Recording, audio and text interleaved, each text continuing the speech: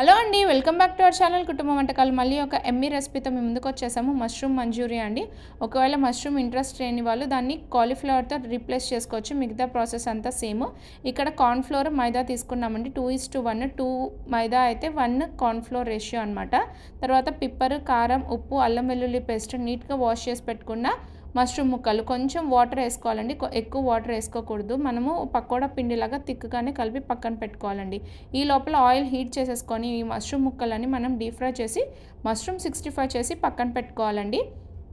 మొన్న నూడిల్స్ రెసిపీలో ఒక టిప్ చెప్పడం మర్చిపోయానండి. నూడిల్స్ అంటే 80% బాయిల్ చేసుకోవాలి. బాయిల్ చేసి పక్కన పెట్టుకున్న తర్వాత ఆ నూడిల్స్ మీద వెంటనే కూల్ వాటర్ వేసేయాలండి. అప్పుడు ఆ గంజి అంతా పోయి మనకి అంటుకోదనమాట. ఒకటి ఫ్రీగా పొడి పొడిగా వస్తాయి నూడిల్స్. సో అది అక్కడ మిస్ అయ్యాను. ఒకవేళ మీరు చేసుకొని ఉండింటే అదొకటి టిప్ యూస్ చేసుకోండి నెక్స్ట్ టైంకి.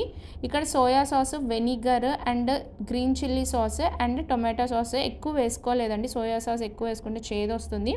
అండ్ ఆల్రెడీ గ్రీన్ చిల్లీ వేసాం కాబట్టి గ్రీన్ చిల్లీ సాస్ కూడా కొంచెమే వేసుకున్నాము. And tomato sauce. ఇప్పుడు మనము వాటర్ వేసామండి. ఈ వాటర్లో వాటర్ కూడా ఒక స్పూన్ కార్న్ఫ్లోర్లో వాటర్ వేసి వేసుకున్నాము. ఎందుకంటే ఇది థిక్గా వస్తుంది గ్రేవీ, అందుకని. లాస్ట్లో మష్రూమ్ వేసేసుకుంటే మనకి మష్రూమ్ మంచూరియా రెడీ అయిపోయింది. Please do like, share and subscribe.